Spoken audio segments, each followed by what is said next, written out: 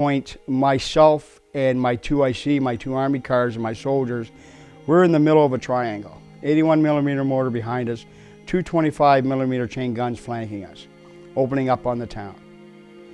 At this time, I assessed the situation. We were taking more and more shots coming our direction, and we did see some mortar fire coming in our direction. Almost from a straight-on point of view, it kind of looked like it was walking towards us. At this point, I advised Zero that we should vacate this position, because obviously our white Army cars and our UN flag had no impact on if the Croats were going to fire at us or not.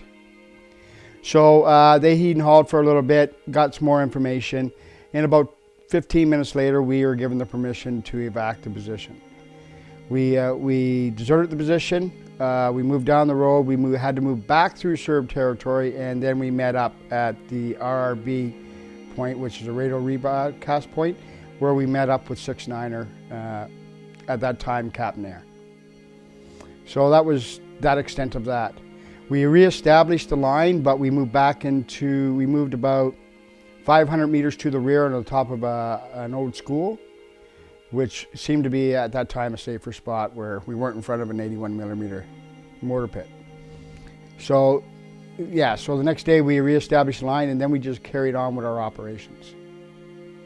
We were in Camp Bedrock for a few weeks, or a couple weeks anyways, until around 10th of September, where we got a warning order, 1 hour's notice to move into the Medak. At that point, the battle in the Medak had escalated.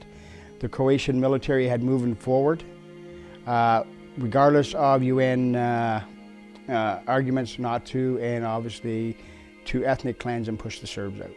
We moved around a fair bit when we first moved down there. We were in a place called, if I recall, Sveti Rock for a couple of weeks, and we moved into another area. We moved about 3 or 4 times before